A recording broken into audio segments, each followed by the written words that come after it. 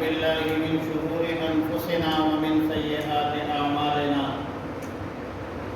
من يهده الله فلا مضل له ومن يضلل فلا هادي له ونشهد أن لا إله إلا الله وحده لا شريك له ونشهد أن سيدنا وسندنا ومولانا محمدا عبده ورسوله أما بعد فأعوذ بالله من الشيطان الرجيم بسم الله الرحمن الرحيم إنا أعطيناك الكوثر فصل لربك وانحر صدق الله مولانا العظيم. آج عید الاضحیٰ کا مبارک دن ہے.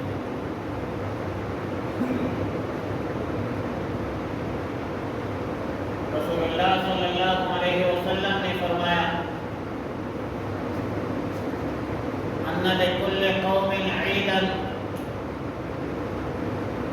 ہر قوم کا عید ہوا کرتی ہے، ہر قوم کا ایک قومی تہوار ہوا کرتی ہے. وَهَذَا عِيدُنَا، اور یہ ہمارا عید ہے، خوشیوں کا دن ہے. مسلمانوں کی عید اور دیگر قوموں کے درمیان عید میں بنیادی چند نکات کی بنیاد پر فرق ہے. پہلی بات کہ ہمارے عید اللہ کے حکم کے مطابق رسول اللہ صلی اللہ علیہ وسلم کے سنت اور طریقہ پر. دوسری بات کہ مسلمانوں کی عید صفائی ستھرائی کا پیغام. دین اسلام کی روح سے الطہارۃ نصف الایمان، صفائی آدھا ایمان. تو عیدین کے موقع پر مسلمانوں کو صفائی ستھرائی کی تعلیم. نمبر 3، مسلمانوں کی عید میں فحاشی بے حیائی نہیں ہو. ڈھول باجے گانے بجانے موسیقی نہیں ہو. شراب کی محفلیں نہیں سجائی جاتی. مسلمانوں کی عید اللہ کی بڑائی اور کبریائی، تکبیر اور تحلیل پر مشتمل ہوتی ہے، اور سب مسلمان اللہ کی کبریائی بیان کرتے ہیں. اللہ اکبر اللہ اکبر لا الہ الا اللہ اللہ اکبر وللہ الحمد. مسلمانوں کی عید امن اور سلامتی کا درس دیتا.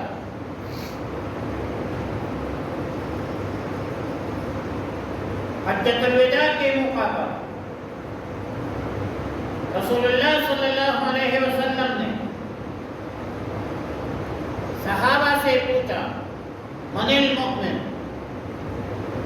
مومن کون ہے؟ اور پھر فرمایا کہ من امنہ الناس علی دمائهم و اموالهم. مومن کی شان یہ ہے، مومن اس کو کہتے ہیں کہ جس سے لوگوں کی، پورے عالم انسانیت کی مال اور جان محفوظ. اور پھر فرمایا والمسلم من سلم المسلمون من لسانه ويده. مسلمان کی تعریف. اب ایمان اور اسلام میں تو خاص فرق نہیں ہے، لیکن محققین کے نزدیک فرق ہے. ایمان کا تعلق عقائد سے ہوا کرتا ہے، ایمانیات سے ہوا کرتا ہے، جبکہ اسلام کا تعلق اعمال سے، یعنی ایمان انقیاد باطنی کا نام ہے اور اسلام انقیاد ظاہری کا نام. تو رسول اللہ صلی اللہ علیہ وسلم نے مسلمان کی تعریف کہ المسلم من سلم المسلمون من لسانه ویده. مسلمان وہ ہے جس کے زبان سے، جس کے ہاتھ سے دوسرا مسلمان سالم اور محفوظ. لہذا مسلمانوں کی عیدوں میں اور دیگر قوموں کی عیدوں میں بہت بڑا فرق اور ہر لحاظ سے فرق. ایک اور اہم بات، چٹی بات، کہ مسلمانوں کی عیدیں یہ کردار کے ساتھ وابستہ ہے. عید الفطر کا پس منظر ایک کردار ہے، اللہ کی اطاعت ہے، روزوں کی تکمیل ہے. اور عید الاضحیٰ کا پس منظر موحد اعظم سیدنا ابراہیم علیہ السلام کا کردار ہے، جس نے اللہ کے توحید کی خاطر سب سے پہلے اپنے باپ کو کہا یا ابت لم تعبد ما لا يسمع ولا يبصر ولا يغني عنك شيئا. اپنے باپ کو اپنے گھر سے دعوت شروع کی کہ میرے ابا جان، آپ اس چیز کی عبادت کیوں کرتے ہیں جو نہ سنتی، نہ دیکھتے، نہ آپ کو ضرر دے سکتے، نہ آپ کو نقصان دے سکتے ہیں. ان بتوں کی آپ کیوں عبادت کرتے ہیں؟ پھر معاشرتی زندگی میں رشتہ داروں کے ساتھ، یہاں تک کہ حکمران وقت نمرود کے ساتھ، اور پھر نمرود کے ساتھ اس کے پارلیمان میں مناظرہ کیا، اور قرآن نے اس کا نقشہ یوں کہا کہ الم تر الی الذی حاج ابراہیم فی ربہ ان آتاہ اللہ الملک اذ قال ابراہیم ربی الذی یحیی و یمیت. مکالمہ، مناظرہ اس بات پر کہ نمرود نے کہا کہ میں رب، ابراہیم علیہ السلام نے کہا میں ربی اللہ، میرا رب اللہ.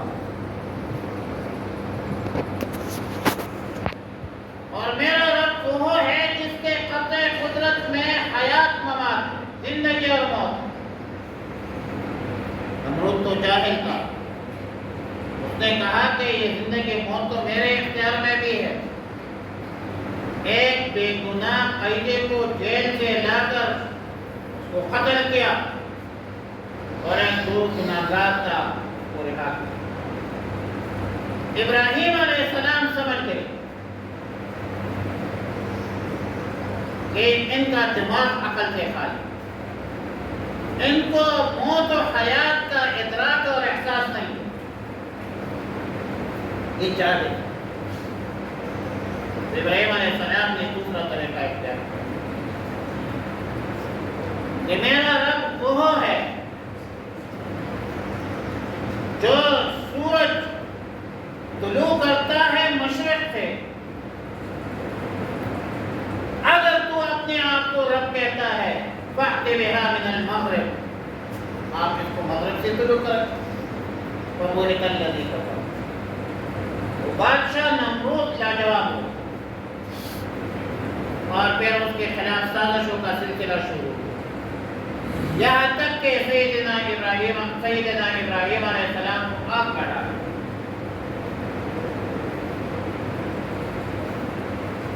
لیکن اللہ کو اللہ ہے، اللہ تعالیٰ نے فرمایا کونی بلدہ و سلام، وہ سلامتی والا آگ بن گیا ابراہیم علیہ السلام۔ اولاد نہیں، اللہ نے بیٹا دیا سیدنا اسماعیل علیہ السلام۔ فلما بلغ معه السعي، جب بیٹا جوان ہوا تو بیٹے کو کہتے ہیں کہ انی ارا فی المنام انی اذبحک فانظر ماذا ترى، اے میرے بیٹے میں نے خواب دیکھا، 8 ذی الحجہ، یاد رکھیں کہ 8 ذی الحجہ کو یوم الترویہ کہتے ہیں، 9 ذی الحجہ کو یوم عرفہ کہتے ہیں، آج 10 ذی الحجہ یہ یوم النحر۔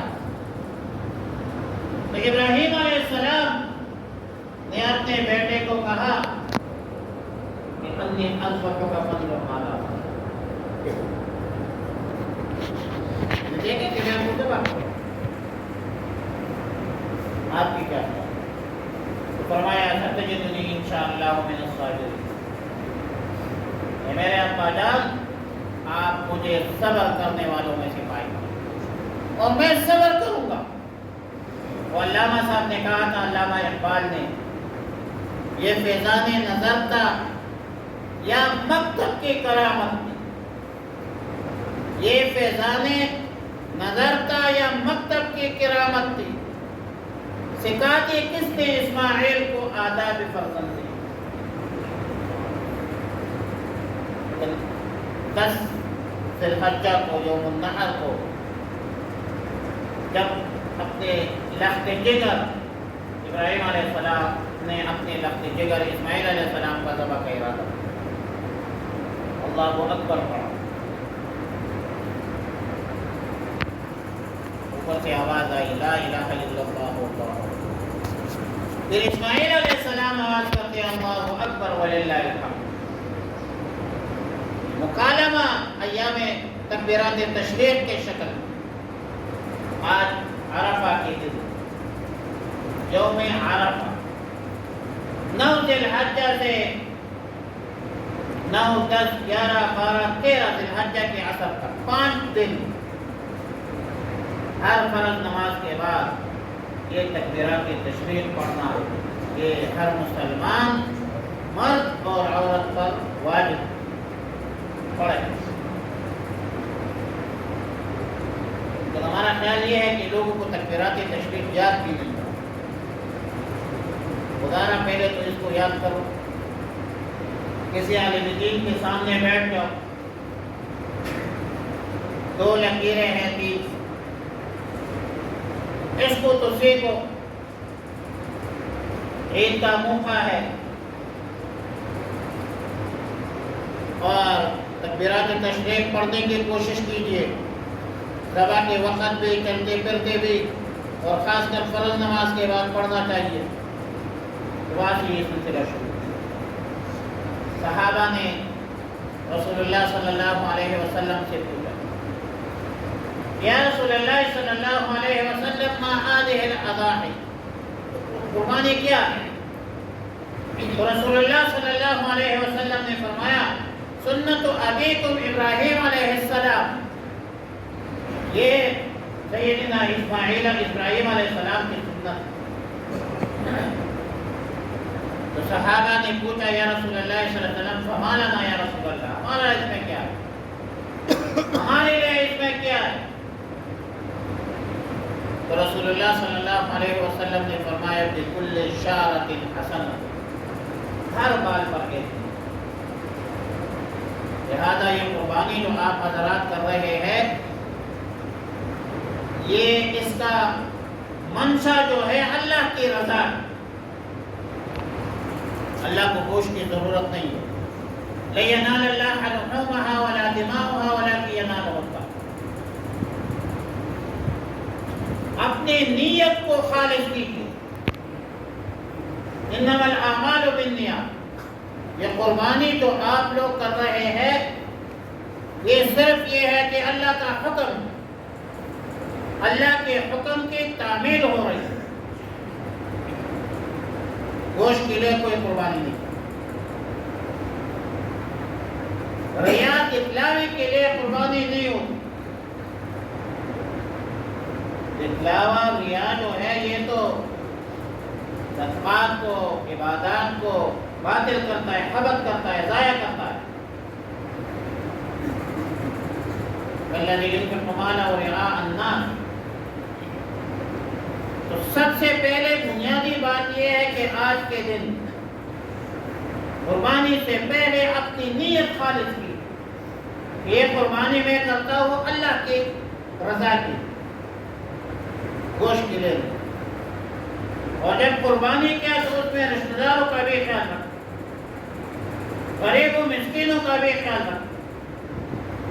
اور سب سے اہم بات کہ آج کے دن ہمیں رضامندی اور راضی نامے کا. جو رشتہ دار آپ سے ناراض ہے آپ سبقت کیجیے، فاستبقوا الخیرات، خود جا کر اس کو منا لیجیے.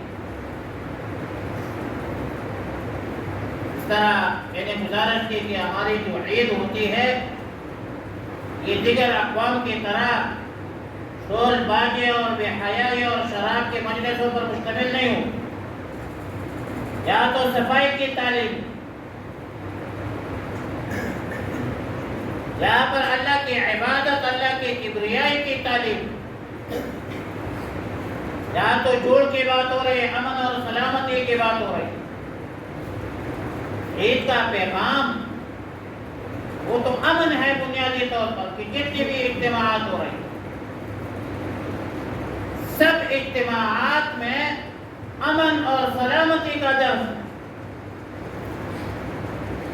کہ پہلے اپنے نیتوں کو خالص کیجیے کہ آپ جو قربانی کر رہی ہے کہ اللہ کی رضا ہو. مقصد اللہ کی رضا. جو رشتہ دار ناراض ہے اس کو راضی کیجیے. گوشت کے تقسیم میں اپنے رشتہ داروں کا اور غریبوں کا خیال رکھیے. یہی ہے وہ بنیادی باتیں جو میں نے گزارش کیا. ٹائم ختم ہے.